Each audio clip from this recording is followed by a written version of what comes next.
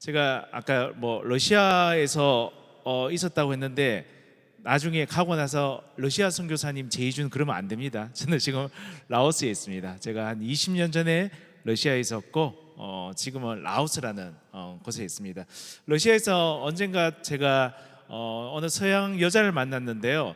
자동차 면허증 갱신을 하기 위해 민원실에서 기다리고 있었던 사람인데 뭐 이렇게 하다가 질문이 이렇게 했었어요. 그래서 당신 뭐 하십니까? 뭐 이렇게 물어보잖아요, 그죠? Where are you from? 뭐 이렇게 묻잖아요, 그죠? 그래서 뭐 하러 여기 왔습니까? 하니까 자기는 뭐 학교 선생님이래. 근데 여기 어느 나라에서 왔습니까? 그러니까 노르웨이에서 왔대. 노르웨이는 우리가 알기에 굉장히 잘 사는 나라입니다, 그죠? 그래서 러시아에서 월급을 주면 당신한테 그 월급이 성이 차지 않을 텐데 어떻게 당신이 여기서 봉사를 하고 있습니까? 라고 물어보니까 자기가 후원 안 해준답니다. 자기가 고등학교 선생 했는데 돈을 모아서 왔답니다. 그래서 떨어지면 어떻게 해요? 이렇게 물어보니까 다시 가서 벌면 된답니다. 그리고 다시 오면 된답니다. 아, 그렇구나. 그러면서 제가 좀 더듬거리면서 이야기했습니다. 저는 기독교 선교사인데 나는 예수님 때문에 여기 왔는데 당신은 뭐 때문에 왔습니까? 라고 이야기하는데 그 여자 말씀이 그때 저한테 굉장히 도전적이었습니다. 자기는 잘 사는 나라에서 좋은 혜택 받고 좋은 교육 받고 좋은 나라에서 복지 혜택 잘 받고 왔는데 자기가 혜택 받은 걸 갖다가 어려운 나라에 와서 도와주는 게 뭐 이상한 거냐라고 이야기를 하더라는 겁니다. 이 이상한 이야기인가요? 정답이죠. 근데 쉽지는 않은 이야기라는 거죠. 그죠? 누구한테든 쉽지 않은 이야기를 또 쉽지 않은 일들을 이분이 했다는 것에서 제가 그때 굉장히 충격 아닌 충격을 받고 정말 우리 예수 믿는 사람들 정말 반성하고 열심히 살아야겠다라고 생각했던 기억이 납니다. 그래서 꾸준히 그 길을 달려왔던 것 같습니다. 또 한국 들어와서 또 10년 동안 또 목사가 되고 또 이제 어느 나라를 갈까 했는데 러시아로는 가기가 싫었어요.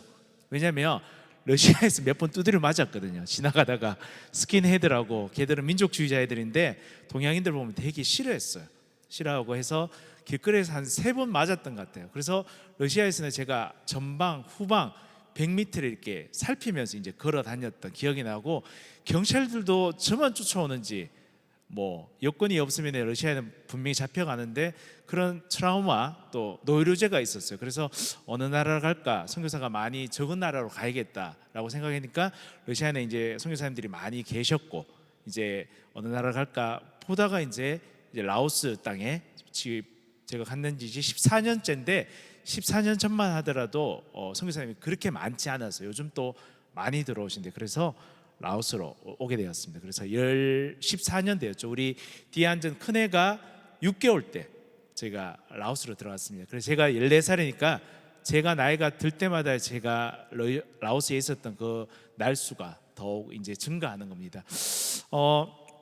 초반에 주희가 말씀을 읽으면서 이야기를 들었는데 모든 민족에게 이 천국 복음이 모든 민족에게 증거되기 위하여 증거되리니 그제서야 끝이 오리라고 했습니다. 맞습니까? 여러분 끝이 와야 될까요? 안 와야 될까요? 제가 소리 한번 묻겠습니다. 끝이 와야 될까요? 안 와야 될까요? 대답을 크게 잘해 주십시오. 오늘 이 선물도 있습니다. 라오스에서 커피도 가져왔습니다. 대답을 잘 하시는 분 제가 드리겠습니다. 자, 끝이 와야 된다라고 생각하시죠? 그죠? 우리 살아 있을 때 주님이 재림하셔서 우리가 막 하늘을 막 들려 올라가는 휴거 같은 게 뭐 일어나면 얼마나 좋겠습니까? 그런데 그 끝은 언제 온다? 언제 온다? 모든 민족에게 종족에게 복음이 증거되기 위하여 증언되리니 그제서야 끝이 오리라 라고 얘기했습니다. 여러분 살아 계실 때 주님 오실까요? 그런 소망 가지고 있죠. 마라나타 그러잖아요. 주 예수여 오시옵소서. 우리가 수없이 많이 찬양을 하고 고백을 하지만 정말 주님이 오셔야 될 그 이유에 대해서 우리가 이야기를 한다면 또 지금 주님 오시면 잠깐만요 주님 다음 달에 적금 만기인데 그거 찾아서 차라도 하나 사야죠. 여러 가지 이유로 우리가 주님 오심을 마라나타라고 고백하고 있지만 실제적으로 그죠? 찬양을 고백하고 있지만 진짜 주님 오셔야 될 그 정확한 이유에 대해서 우리가 잠깐만요 하는 그런 모습은 아닐까라고 생각합니다. 맞습니까? 그죠? 우리 장가 안 가본 청년들이 있는지 모르겠는데 장가도 한번 가봐야 되고, 애기 안 낳아본 사람은 애기도 낳아봐야 되고, 집을 안 사본 사람은 집도 사야 되고, 그죠? 그런데 주님 오신다라고 고백은 하고 찬양은 하고 있지만 우리의 삶 속에서 정말 주님 오심을 정말 기다릴까 하는 그 부분에 대해서 우리가 한번 생각을 해봤으면 좋겠습니다.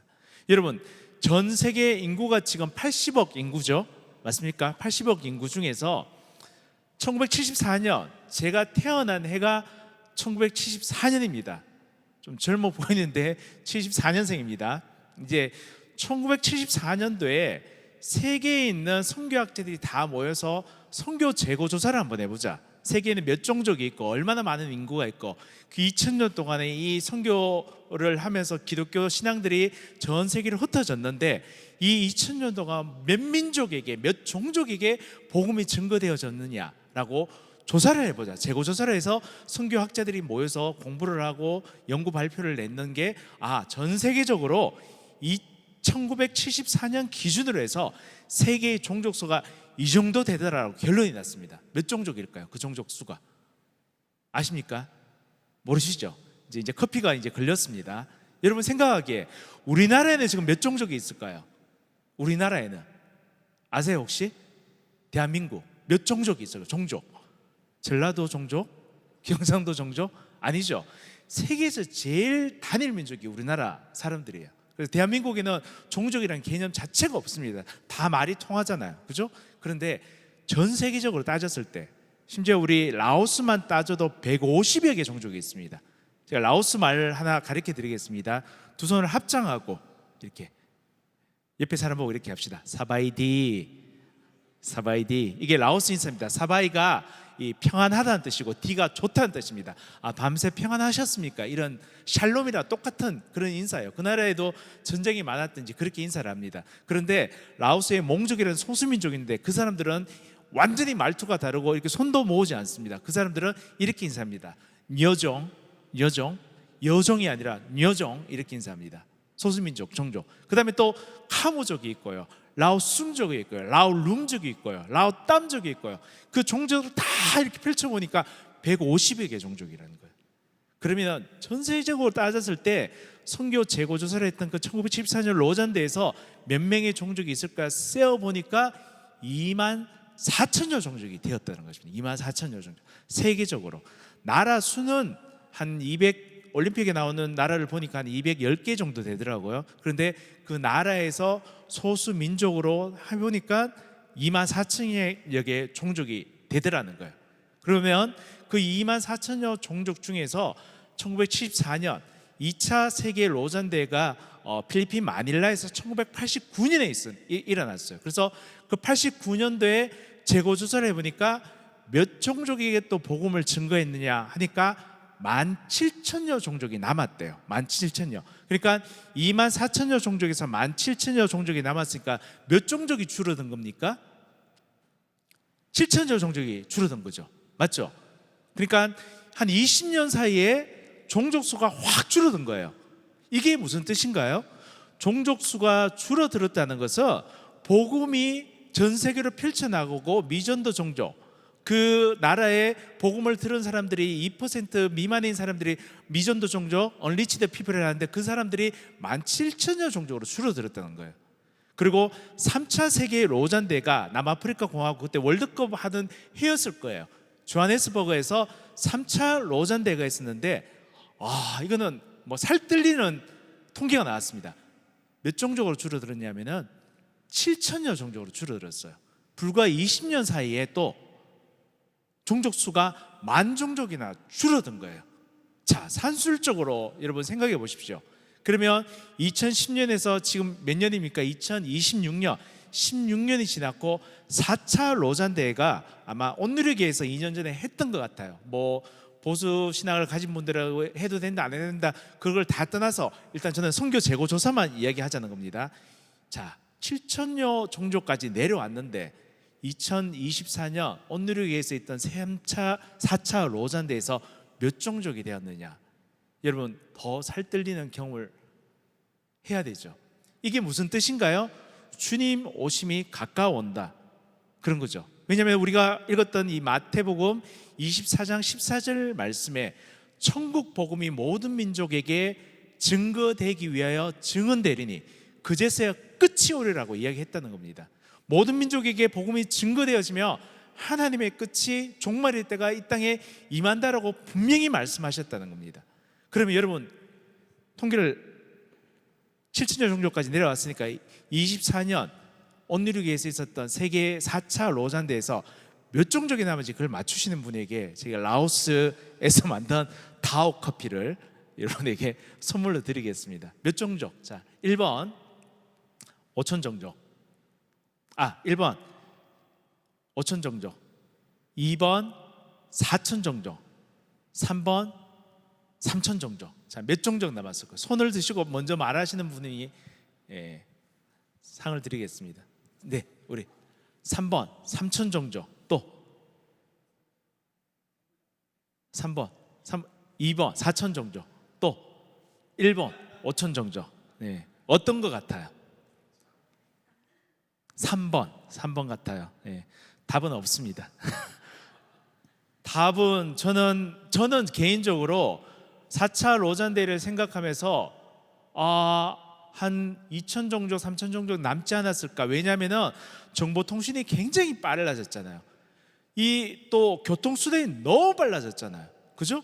저희는 지금 전도폭발 훈련을 지금 하고 있는데 미국에서 전도폭발 훈련 팀이 라오스에 있는 우리 라오스 청년들하고 전도폭발을 하는데 거기에는 새벽 밤 12시인데 여기는 낮 12시예요. 그때 우리가 전도폭발을 줌으로 훈련하거든요. 그죠?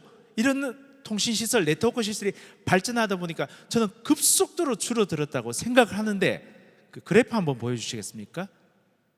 놀라운 일이 발생했습니다. 놀라운 일이 그래프가 있는데 그래프를 보여주시면은 사진이 있는 그래프가 있습니다. 제가 저 사진 통계를 보고 깜짝 놀랐습니다. 미전도 종족 수가 저쪽은 나오는데 이쪽은 안 나오네요. 1989년도에 17,000여 종족에서 2010년 케이프타운에서 7,000여 종족이 됐는데 2024년 서울에서 7,900여 종족으로 늘어났어요. 1번 답하신 분 5,000족이 가장 가까우니까 제가 이걸 드리도록 하겠습니다. 아시겠죠? 자, 이게 무엇을 얘기하냐면요, 종족이 줄어들어야지 정상이잖아요, 우리가 지금 생각하기에는. 근데 종족이 줄지 않고 늘어났다는 거예요. 이게 왜 그러냐면은 과거에서는 우리 선교학자들이 통계를 내는 방식이나 그런 것들이 조금 아날로그 방식이었는데 이제 더 세분화되고 컴퓨터, AI 시대에 접어들면서 이 종족 세분화를 굉장히 잘했다는 거예요. 그래서 뚜껑을 열고 재고를 해보니까 7,900여 종족이 남았더라고요. 그래서 900여 종족이 늘어난 이런 상황이라는 겁니다. 그런데 저는 여기에서 한 가지 더 주목해야 될 것은 IT와 네트워크의 그 발달로 인해서 이 재고조사라는 선교학자들이 기술이 뛰어난 것도 있겠지만 문제는 뭐냐면은 저희가 복음을 증가하는 것에 예전보다 게을러졌다는 거예요. 그죠? 그렇게 생각할 수도 있잖아요. 우리가 많은 사람들이 일어나서 복음을 증가하러 가면 얼마나 좋습니까? 제가 2000년 선교대회 그 세대인데 그때 2000년 선교대회 그 박종호 찬양사가 불렀던 물이 바다덮음 같이 할 때 잠실 체육관에 5,000명, 6,000명이 모여서 선교 대회를 했습니다. 선교 한국에 할 때. 근데 지금 선교 한국 몇 명 모이냐고 물어보니까 1,000명도 모이기 힘들다는 그런 시대에 우리가 살고 있다는 거죠. 선교사 수가 그만큼 줄어들고 있고 교회들 수가 줄어들고 있고 이 역량이 크지 않다는 거죠. 그게 우리나라만 국한된 것이 아니라 전 세계적으로 봤을 때도 똑같이 기독교 인구의 감소와 이 증가율이 많이 비등비등해졌다는 거죠. 안타까운 현실입니다. 맞습니까? 정말 주님 오시겠다고 우리에게 분명히 말씀하셨고 내가 속히 오리라고 우리에게 말씀해 주셨는데 속히 오실 주님을 우리가 기다리는 우리의 모습들이 그 기다림이 정말 기대감으로 주님을 기다리고 있지 않다는 거예요. 요한계시록 22장 27절 말씀에 내가 속히 오리라고 이야기를 하셨다는 거예요. 그 소큐레라는 그 언어 의미를 보면은 내가 24시간 안에 내가 가겠다라고 얘기했는데 2000년이 지나도 예수님이 아직 오시지 않으셨어요. 맞습니까? 여러분, 예수님 오심을 진짜 기다리십니까? 우리 둘째 로이는 지금 예수님 오심을 많이 못 기다릴 거예요. 왜냐하면 한국에 있으면 세뱃돈도 많이 받았고 그 세뱃돈을 써야 돼. 주님 내일 오신다면 세뱃돈도 못 쓰면 큰일 나잖아요. 그런 이유들로 우리가 주님 오심을 가로막고 있지는 않은지 생각해 봐야 된다는 거예요. 그죠? 이게 지금 우리들의 현실이라는 겁니다. 제가 라오스에 17년 전에 처음으로 발을 내디뎠습니다. 그때 이제 인도 차이나 선교를 하자. 우리 파송교회가 목사님이 먼 아프리카 이런 데는 우리가 가기가 좀 힘드니까 자주 갈 수 있는 가까운 데로 갑시다 해서 제가 인도 차이나 선교 팀장이 되어서 인도 차이나로 저희 교회 성도들을 끌고 갔어요. 첫째는 베트남 갔고, 둘째는 캄보디아 갔고, 셋째는 라오스에 갔습니다. 그때 우리 아이가 없을 때 결혼하고 신혼이었는데 라오스 제일 북단 뽕살리라는 지역에 갔습니다. 뽕살리라는 지역에 가서 우리가 할 수 있는 일은 라오스는 여러분들이 아시는지 모르겠는데 공산국가고 복음을 우리가 대놓고 증가할 수 없는 포교가 금지된 나라예요. 외국인들이. 그래서 우리 거기서 땅 밟기 하고 기도하자 하고 그 산골짜기, 정말 시장에 가도 오이 하나 제대로 안 파는 그런 산골짜기까지 들어갔는데 너무 더우니까 어느 집 처마 밑에서 그늘 밑에서 쉬고 있었어요. 쉬고 있는데 그때 그 집 주인이 이제 농사를 짓다가 오후에 쉬러 들어온 모양이에요. 그리고 우리를 힐끔 쳐다보고, 웬 외국인들이 거기 있으니까 우리를 힐끔 쳐다보고 자기 집으로 들어가는 거예요. 그래서 우리가 그냥 눈으로 인사를 했죠. 근데 그분이 나오는데 빈손으로 나오지 않고 쟁반에다가 물하고 과자하고 몇 개를 가져와서 과일을 가져와서 우리한테 먹으라고 주는 거예요. 감동 받아야 돼요, 안 받아야 돼요? 받겠죠. 감동을 받죠. 너무 더워서 힘들어서 우리 부부가 그 앞에서 쉬고 있고 다른 팀들은 또 어디서 계속 돌아다니고 있었겠죠. 그렇게 했는데 눈물까지 나오더라고. 너무 힘든데 물 먹으라고 별로 먹을 것도 없어요. 그런데 그분들의 그 마음이 너무 기특하고 감사했어. 그리고 나서 이제 저녁에 숙소로 들어와서 우리 팀들끼리 간증을 하고 피드백을 하는데 우리 아내가 거기서 대박으로 우는 거예요. 그리고 하나님께서 말씀을 하시는 거예요. 내가 이 땅에 있기를 원하구나라 라는 어떤 그런 마음을 주셨던 거예요. 그래서 저는 또 그런 마음이 들었어요. 하나님, 이렇게 착한 사람들이 하나님을 듣지도 못하고 예수 그리스도의 생명의 복음을 듣지도 못하고 이렇게 고생하다가 지옥 가면 어떻게 됩니까?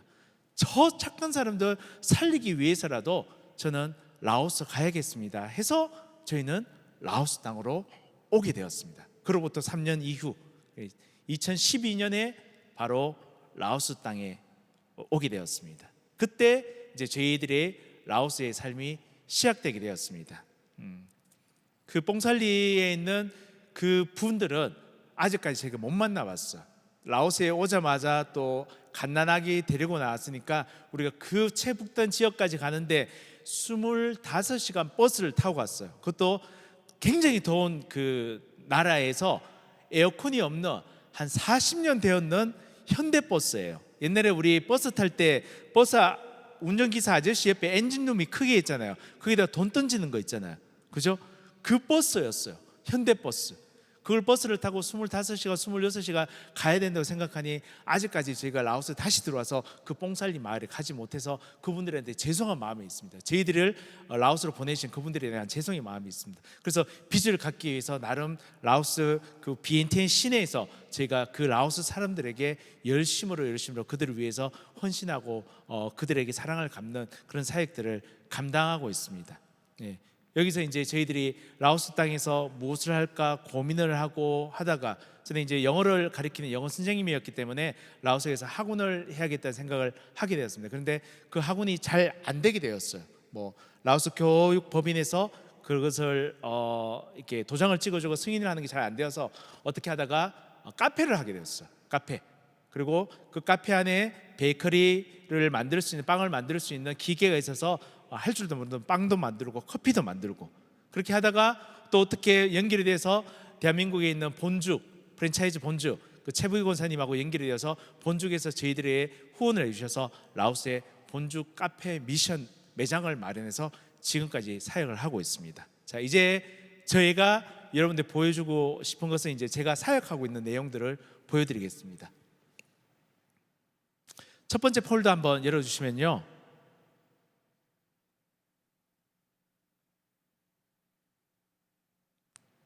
네, 나가셔서 첫 번째 폴더 열시면 제가 크게 라오스에서 하고 있는 사역들이 방과후 스쿨이 먼저 떴네요.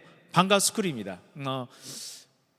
세계 교육원장에 모든 아이들은 교육을 받을 권리가 있다고 했는데 라오스에는 교육을 받지 못한, 제대로 된 교육을 받지 못한 아이들이 너무나 많습니다. 그래서 영어나 컴퓨터 같은 경우에는 돈이 없는 아이들이 거의 받을 수 없는 그런 상황이었습니다. 그래서 저희가 미션 매장을 통해서 벌어진 수익금을 가지고 학교에 들어가게 되었고, 그 학교에서 무엇을 도와주면 좋겠습니까? 라고 교장 선생님한테 물었는데 교장 선생님이 영어를 가르쳐 달래요. 그래서 또 뭐 컴퓨터를 가르쳐 달래요. 그러면 교실을 하나 주세요. 교실을 주시면은 저희가 그 교실에서 아이들을 가르치겠습니다. 빈 교실이 없다고 창고를 주더라고요. 그래서 이 창고를 꾸미는 데만 하더라도 한 500만 원이 들어가겠다라고 했는데, 그때 대구에 있는 DGB, 대구은행, 지금은 IM뱅크라고 하는데 그 IM뱅크하고 연결이 되어져서 저 건물을 DGB에서 지어줬습니다. 그래서 공립학교 내에 저 방과후 교실이 있는 겁니다. 그래서 저 교실 안에서는 지금 마음껏 아이들을 가르칠 수 있는 공간입니다. 옆에 있는 하얀 건물 있죠? 그는 그 다음에 도서관을 지어줬습니다. 그래서 아이들이 저 공간에서 꿈을 펼치고 있습니다. 넘겨주시고요. 학교 운동장이 좋아 보이죠? 안 좋아 보이십니까? 좋아 보이시죠? 그죠? 잔디구장이에요. 저것도 우리 DGB에서 그 다음에 또 운동장을 만들어 주셔서 아이들이 저기서, 라오스 공립학교는 그냥 흙바닥이에요. 그래서 우기 때가 되면 아이들이 운동장에서 절대 놀 수 없는 곳이었는데 저 공간을 저렇게 바꿔주셨어요. 그래서 저것도 돈이 많이 들었죠. 한 3, 4천만 원이 들면서 공립학교 안에 저희가 저런 공간을 지었습니다. 그래서 아이들이 마음껏 뛰어놀 수 있죠. 그 다음에 사진 보여주십시오. 아이들이 우리 스텝이 저 친구들에게 컴퓨터를 가르쳐 줍니다. 자, 교실 안에 이제 하나하나씩 그 비품들이 채워지는데 컴퓨터가 가르치려면 컴퓨터가 필요한데 하나님 컴퓨터 없습니다. 어떻게 하니까 또 LH공사에서 중고 컴퓨터를 새 컴퓨터로 바꾼다고 라오스로 또 보내주셨어요. 그래서 50대를 받았는데 저희는 50대 다 필요가 없으니까 10대만 저희 교실에 사용하고 나머지는 다른 학교에 다 기증을 하고 컴퓨터 교실을 합니다. 또 보여주세요. 예, 저거는 이제 우리 스태프들이 연말에 우리 친구들에게 선물을 나눠줘서 저희가 가지고 있는 수익금을 가지고 학교 아이들 100명이 넘는 아이들에게 선물을 나눠주는 그런 장면입니다. 네, 우리 스태프들이죠. 함께 일하고, 제 안에도 사진이 보이고요. 네. 저기는 제가 그 LKC가 라오 코리아 칼리지에서 또 영어를 가르치고 있습니다. 교육 부분에서 제가 봉사해야 될 부분이니까. 저기 주황색 옷 입은 사람 보이시죠? 뭘까요? 누굴까요? 스님이죠. 제 제자입니다. 스님도 있습니다. 네, 보이시고요. 저 학생들하고 함께 같이 식사하고 저 아이들에게 복음을 증가하고, 또 믿지 않는 자이들이지만 밥 먹을 때 같이 기도하자 하면서 우리가 하나님의 은혜를 함께 나누는 장면들입니다. 또 보여주시고요.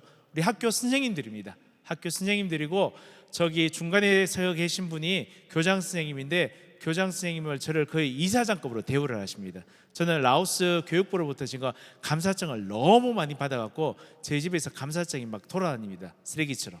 그만큼 감사증을 많이 받았습니다. 아이들과 함께 저 공간 안에서 우리가 꿈을 키우는 그런 공간입니다.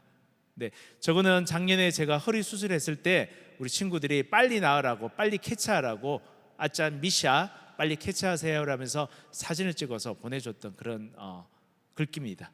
네, 아이들하고 같이 어울려 사는 저 공립학교 안에. 자, 그런데 저 공립학교 안에 우리가 교육적인 프로그램을 가지고 또 하지만 우리의 최종적인 목표는 뭐죠? 예수님의 사랑을 나누는 거잖아요. 그리고 예수님의 생명을 이야기해 주는 거잖아요. 근데 할 수 있을까요? 없을까요? 제가 할 수 있을까요? 없을까요? 퀴즈 또 나갑니다. 있을까요? 없을까요? 힘들어요. 선생님이 한 분 날마다 들어오세요. 우리가 가르칠 때 날마다 들어오서 감시를 하세요. 그리고 보고서를 작성해요. 오늘은 뭘 가르쳤다, 오늘은 뭘 가르쳤다. 그때 크리스마스쯤에 제가 예수님에 대해서, 크리스마스니까 가르쳐야 되잖아, 예수님이 이런 분이시다, 이런 사랑이시다 라고 이야기했는데, 그 다음날 교장선생님한테 제가 불려갔습니다. 저한테 아짠 미샤라고 합니다. 아짠 미샤, 종교적인 이야기하면 나도 교도소 가야 되고 아짠 미샤도 교도소 가야 돼요. 하지 마세요 라고, 관계성이 되니까 그렇게 착하게 이야기를 해주시는 겁니다.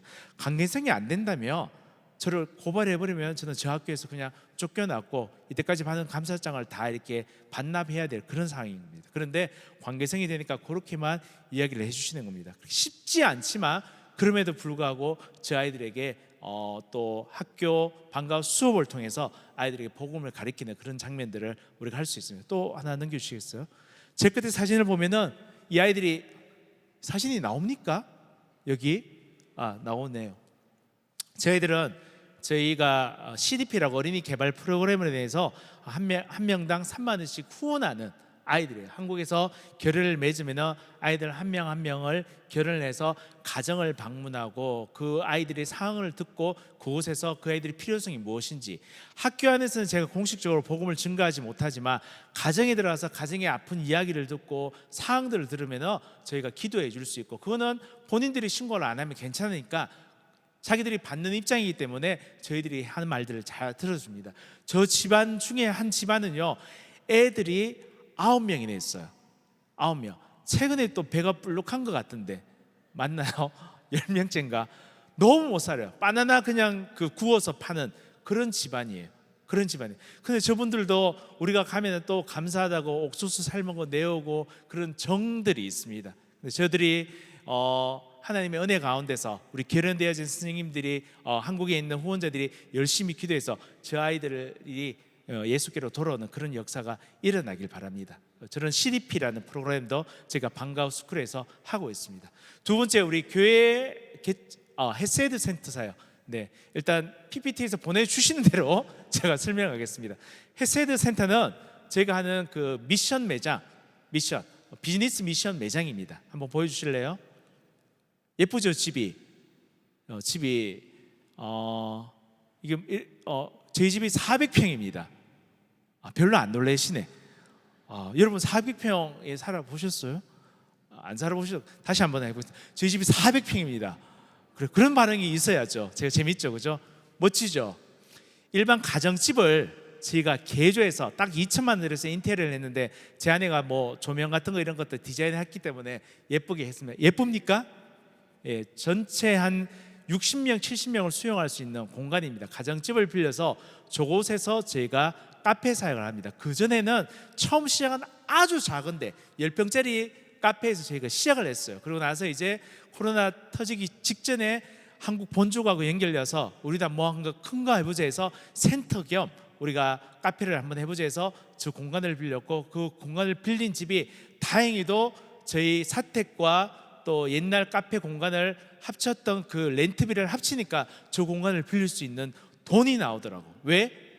코로나 때 아무도 집 안 빌리는데 제가 빌리니까 집주인이 그렇게 많이 깎아주더라고요. 그래서 저 집에 들어가게 돼서 저것이 헤세드 센터라는 사역 법인으로 우리가 등록을 하고, 2층에서는 저희 가정집이고 1층에서는 카페와 예배 공간으로 우리가 사용하고 있습니다.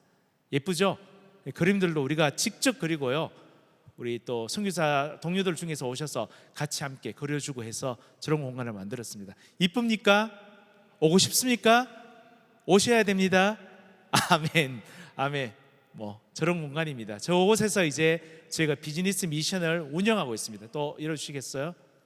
네, 공간은 이 정도로 보여주고요. 사람이 북적북적거리는 사진도 저희가 이제 저기 정원에서 함께 예배 드리는 공간이었습니다. 뭐 집이 400평이 아니고, 집은 건평은 뭐 40평 정도 되지만 정원이 되게 좋아서 저 정원에서 함께 우리 선생님들이 오셔서 오픈 예배를 하는 장면입니다.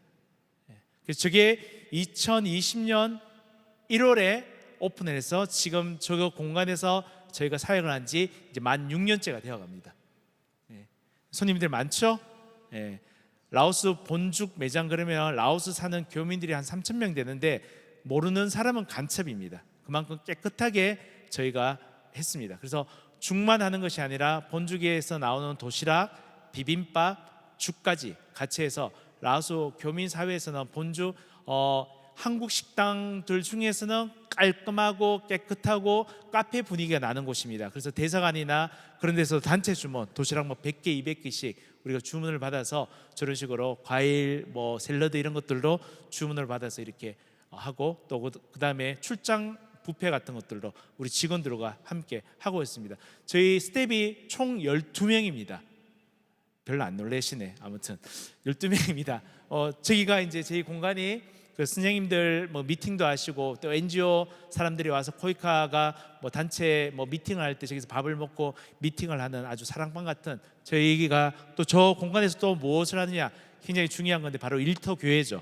저 안에서 같이 성경 공부도 하고 한국어도 가르치고 또 영어도 가르치면서 저희들이 저 공간에서 꿈을 펼치는데, 저희가 별실이 따로 있거든요. 아까 홀이 따로 있고 큰 별실 25명 정도 들어갈 수 있는 공간이 따로 있습니다. 저기서 제가 수요일마다 예배를 드리고, 주일에는 저 친구들이 섬기는 또 라오스 교회 가서 함께 섬겨야 되기 때문에 같이 섬기고, 저희들이 교회를 일터 교회를 저기서 하고 있습니다.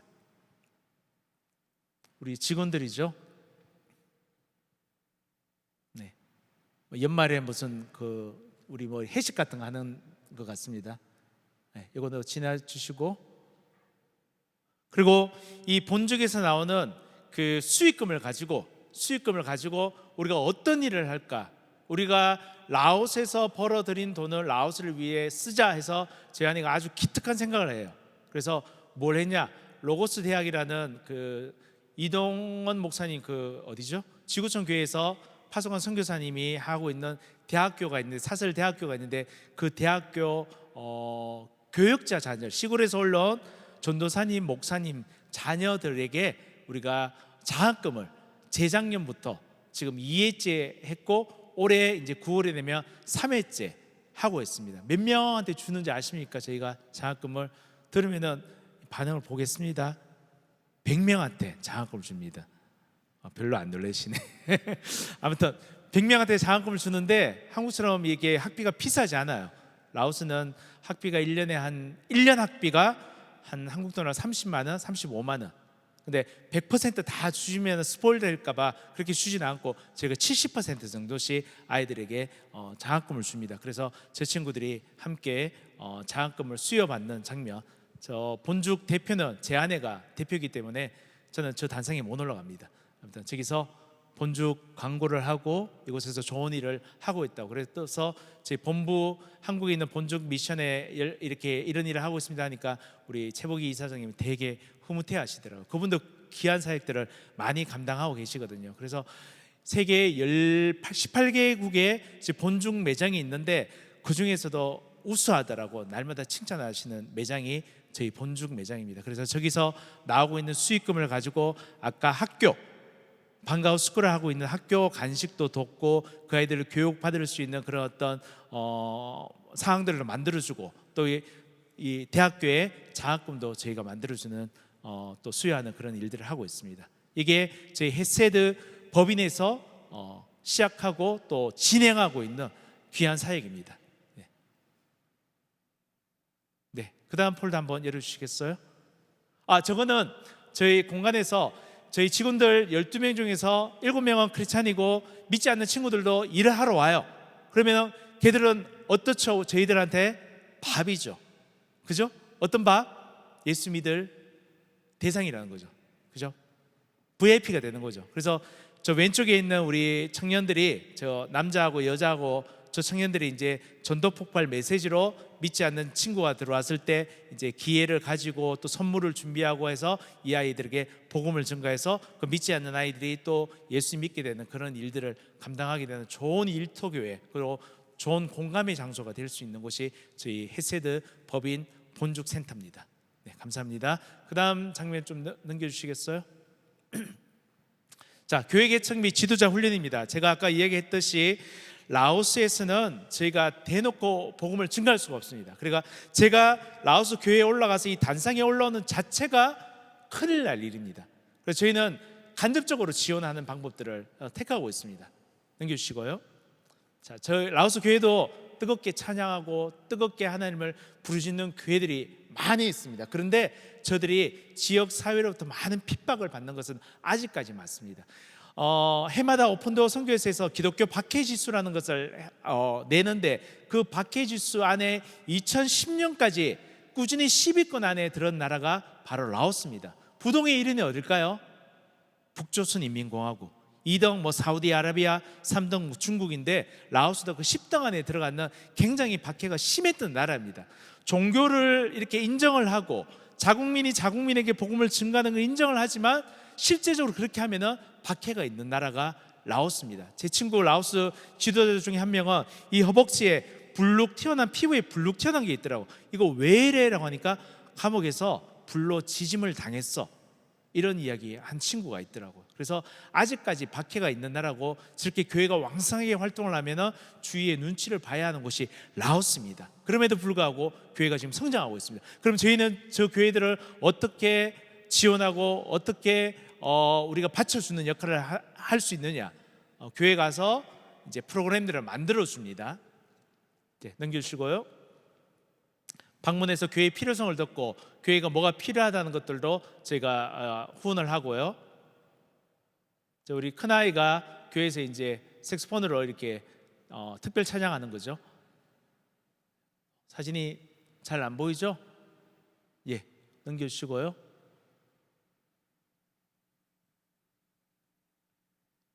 자, 넘기시고 이제 계속 좀 넘겨주시겠습니까? 라오스 사람들이 저곳에서 그레이스 인카운터라고 저희가 이제 옛날에 알파 코스 같은 그런 프로그램들을 만들어서 사람들을 초청해서 하는데, 저거를 우리가 라오스 내에서 하면 문제가 생길 수 있어서 저분들을 다 모시고 태국으로 넘어갑니다. 라오스는 태국하고 넘어가는 것에 되게 쉽습니다. 한 30분만 시간을 들이면 차를 타고 태국으로 넘어갈 수 있어요. 라오스 안에서 우리가 집회를 인도하는 것은 불법이지만 태국으로 넘어가면 아무 문제가 없거든요. 그래서 돈은 들지만 숙식비, 교통비 이렇게 들지만, 그럼에도 불구하고 저희가 태국으로 가서 원래는 12주 과정의 새신자 그 환영 프로그램을 갖다가 인텐시브 코스로 3박 4일씩 진행하게 됩니다. 그래서 저 때는 먼저 지도자들이 저 훈련을 받아야지 라오스에 이 프로그램을 실행할 수 있겠다 싶어서 지도자들, 라오스에 있는 가정교회 지도자들 또 교회 지도자를 먼저 모시고 나가서 저 프로그램을 했습니다. 그레이스 인카운터라는 프로그램을 했고, 저기서 이제 은혜를 많이 받았죠. 자, 그 다음에 넘겨주시고요. 그래서 이 은혜를 받은 사람들이 라오스 땅에서는 복음을 증가하지 못하지만, 근데 저것도 정말 말이 안 되는 거예요. 자국인은 자국인에게 복음을 증가할 수 있다고 하지만 저렇게 복음을 증가하면 큰일 나요. 그런데 태국에 넘어간 김에 태국 사람들에게 우리 라오스 사람들이 복음을 증가하는 장면입니다. 우리 팀들이 태국의 집집마다 가가오 방문해서 또 복음을 증가하는 굉장히 새로운 경험이에요. 자기 나라에서 한 번도 전도를 안 해봤어. 그냥 교회 오라는 말만 하고 교회 와야지 할 수 있는 것 같다가 가가오 방문하면서 전도하는 일들을 라오스 사람들이 하게 되었어요. 하게 되니까 어때요? 그 맛을 알게 된 거예요. 맛을 아니까 어떻게 돼요? 라오스에 가서도 할 수 있다는 그런 자신감이 생긴 거예요. 그래서 라오스 가서도 저 일들을 감당하는 역할들을 하고 있습니다. 넘겨주시고요. 저 교회 친구들이 함께 주일학교 지원 사역도 우리가 하고 있고요. 그다음에 이제 라오스 내에서 복음을 증가하는 저런 작업들을 하고 있습니다. 복음 팔찌 같은 걸 가지고 간단하게 복음을 증가할 수 있고 설명할 수 있는 거 가지고 길거리에 있는 사람들한테 하고, 만약에 경찰이 온다 그러면은 빨리 숨겨서 도망가라 이런 매뉴얼도 저희가 있습니다. 그 다음에요, 교회 아이들, 주일학교 아이들 하는 거고요. 교회 아이들 함께 예배 드리고 사진 찍었습니다. 자, 이제는 그 지도자들이 인카운트 수련을 했고, 지도자가 아닌 일반 평신도들이나 또 대상자들이 나와서 저기 수련에 참석해서 예수님의 생명에 대해서 들을 수 있는 수련을 또 태국에 가서 진행을 하게 되었습니다. 자, 열심히 찬양하고 열심히 저렇게 하고 있죠, 그죠? 예. 태국에 있는 곳입니다. 분위기가 좋죠. 태국만 하더라도 되게 잘 살아요. 라오스로 보면은 태국은 아주 선진국입니다. 마음껏 찬양하고 마음껏 하나님을 말씀을 듣고 하는 그런, 저들에게는 이 수련회가 굉장히 큰 축제고 파티가 되었어요. 라오스에서는 그냥 형식적인 예배만 드리다가 저기 가서 찬양하고 기도하고 하는 것들이 너무 좋습니다. 이 사진이 중요합니다. 자, 그런 지도자들과 평신도들이 가서 배워서 자기 교회에 와서 교회 분위기가 좀 안 좋죠? 안 좋아요? 아니, 환경이 안 좋다는 거죠. 작죠? 저기 라오스입니다. 라오스에서 저들이 저 프로그램을 직접 하는 거예요. 직접 하는 거예요.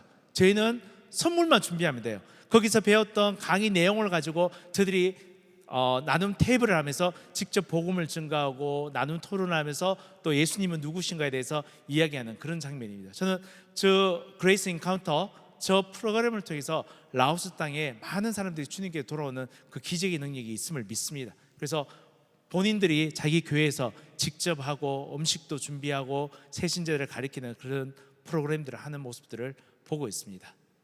네. 또 단기 팀들이 왔을 때 라오스인들을 위해서 같이 기도하죠. 사실은 단기 팀들이 왔을 때도 저희가 교회에 들어갈 때는 그 동네 이장한테 다 신고를 해야 돼요. 안 그러고 들어가면 여권 다 뺏기고 우리가 할 수 있는 사항들이 없습니다. 그런데 저는 교회에 들어가기 전에 먼저 이장을 찾아가서 이장을 구워 삶는 작업을 합니다. 맛있는 것도 많이 사 먹이고요. 그리고 마을에 필요한 거 무엇인지 다 물어서 마을에 필요한 걸 먼저 해줍니다. 그러고 나서 이렇게 묻습니다. 여기 교회에 있어? 아, 저쪽이 기독교 교회가 조그만 게 하나 있어. 내가 거기 가봐도 돼요? 가세요. 당신 우리 도와줬으니까 가도 돼요. 그렇게 해서 순차적으로 이렇게 접근하는 방법들을 선택하고 있습니다. 그런데 교회를 먼저 들어가게 되면 이 이장들이나 마을 사람들이 빈정상이에요.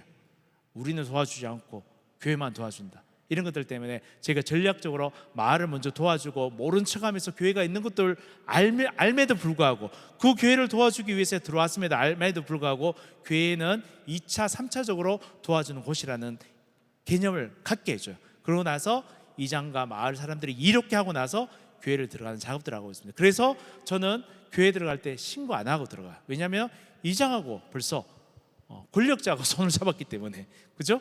들어갈 수가 있는 거예요.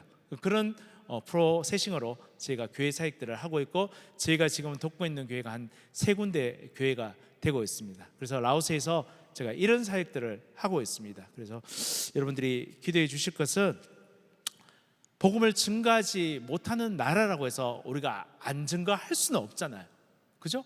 그리고 우리가 뱀처럼 지혜롭게 하나님께 주시는 지혜를 가지고 있다면 어떤 방법으로 저들을 살릴 수 있는 방법들을 우리가 생각해내야 되고 그 일들을 할 수 있다는 겁니다. 아멘. 그 일들을 위해서 여러분들이 이 자리에 함께 모여서 기도해 주시고 이 자리에 함께 모여서 제 말씀을 들어주는 겁니다. 아멘. 여러분들은 이미 라오스 땅을 위해서 기도할 수 있는 기도의 동역자들입니다. 여러분들이 기도해 주지 않으면 저 라오스 땅 제 혼자의 힘으로 어떻게 할 수가 없는 것이에요. 안 그렇습니까? 여러분 그런 이야기 들어보셨어요? 이거 우리 애들은 따라 다닐 때마다 너무 많이 들어서 듣는데, 필리핀의 그 선교사님이 간증을 들었는데, 이 필리핀의 선교사님이 너무 시골에 살기 때문에 이 3달마다 4달마다 한 번씩 돈을 찾아가지고, 현금을 찾아가지고 시내 가서 돈을 찾아가지고 이제 시골로 마을로 들어가는 그런 일들이에요. 그 마을에는 뭐 은행도 없다니까. 그래서 몇백만 원이겠죠. 뭐 크게 되면 한 분기라고 하면 뭐 몇천만 원이 될 수 있어, 그죠? 그 돈을 가지고 사역지 센터장으로 들어가는데, 그 시골 산골 마을 깊숙한 곳에서 산을 넘고 가는데 갑자기 산적들이 나타나서 총을 들고 그 차를 세우고 돈 달라고, 이런 이야기 들어보신 적 있으세요? 있어요, 진짜 있어요. 라오스에서는 아직 없었는데 그런 일들이 일어나서 돈을 빼앗기지 않으려고 이렇게 반항을 하게 되면 총을 쏠 수도 있으니까 성교사님이 이번 분기는 큰일 났구나, 어떻게 하지 하면서 돈을 가지고 내려서 돈을 주려고 하는 그 순간에 갑자기 산적들이 소리를 치면서 총을 던져버리고 도망을 가더래요. 그래서 이게 무슨 일인가 싶어서 나중에 집으로 돌아가서 경찰한테 연락이 와서 그 산적들을 다 잡았대요. 산적들한테 물어보니까 아니 그때 왜 도망갔는지 자기들이 이해가 안 된다. 뒤에 경찰이 왔는가 싶어서 뒤를 보니까 경찰도 없고 아무도 없는 곳인데 왜 그렇게 도망갔을까라고 했는데, 그 산적들이 그렇게 이야기했답니다. 그 돈을 받으려는 순간에 뒤에서 너무 큰 광채가 비쳐서 무서워서 자기들은 도망갔다라고 이야기합니다. 그럼 누구의 빛일까요? 그죠? 근데 그 선교사님이 한국에 이런 기도 제목을 가지고 이런 일이 있었답니다라고 편지를 보냈는데 바로 연락이 와서 그때 우리 교회 성도들이 선교사님을 생각하고 기도할 때였습니다. 이거 소름 끼치는 이야기 아니에요. 근데 그런 감정들을요, 저는 중남미 선교사님도 그런 비슷한 감정을 한 적이 있고 필리핀 선교사님은 제가 직접 들었고, 야, 이게 바로 선교지에서 일어난 기적 같은 역사들이 바로 이 조국 대한민국에서 여러분이 알려주는 그 기도의 힘으로 말미암아 그 땅에서 그런 기적들이 일어나는 것입니다. 아멘. 선교사들은 현장에서 열심히 고군분투하면서 일을 하고 있지만 여러분들이 쌓아주는 그 기도의 힘이 없다면 우리는 아무것도 할 수가 없습니다. 선교사들은 선교지에 들어가기 위해서 돈도 필요하고 비자도 필요하고 뭐도 필요하지만 여러분 필요 없습니다. 골방에 앉아서 그 땅, 라오스 땅을 위해서, 그 북한 땅을 위해서, 모슬렘 땅을 위해서 여러분 마음 먹고 기도할 때 그 기도의 능력들이 그 현장에 날아서 그 현장을 살리는 기적의 역사가 여러분 삶들에 있기를 예수님이라고 축복하고 소망합니다. 그 일들을 위해서 우리가 존재하는 겁니다. 아멘. 저는 우리 사랑빛는 교회가 그런 역할을 감당하는, 그냥 우리 성경헌금 달마다 이렇게 보내주는 거기에서 끝나는 것이 아니라 우리 마을에서도, 우리 목장에서도 저한테 기도 이렇게 제목들을 부탁드립니다. 선교사님 바로 보냅니다. 왜? 그 기도의 힘이 얼마나 큰지 제가 알고 있으니까요. 그래서 선교사들이 기도의 편지나 기도의 제목을 던질 때마다 내가 기도하는 그 순간에 라오스가 움직여진다, 라오스의 기적의 역사가 일어난다, 그러한 마음으로 여러분들 함께 기도해 주시기 바랍니다. 그래서 사랑빛는 교회가 정말 항공모함처럼, 든든한 항공모함처럼 선교지 곳곳에 기도의 능력을 날려주는, 그리고 주님 오심을 정말 기다리면서 마라나타 주 예수여 오시옵소서라는 그 끝이 우리가 살아생전에 경험한다면 얼마나 좋겠습니까? 7,900여 남은 저 종족들이 이제 우리의 기도함으로 말미암아 4천으로 줄어들고 3천으로 줄어들고 내가 죽을 때까지 한 종족이라도 내가 살리겠다는 그 믿음의 능력만 있으면 우리 이 땅 가운데 하나님의 나라가 임하게 되리라 믿습니다. 기도하겠습니다.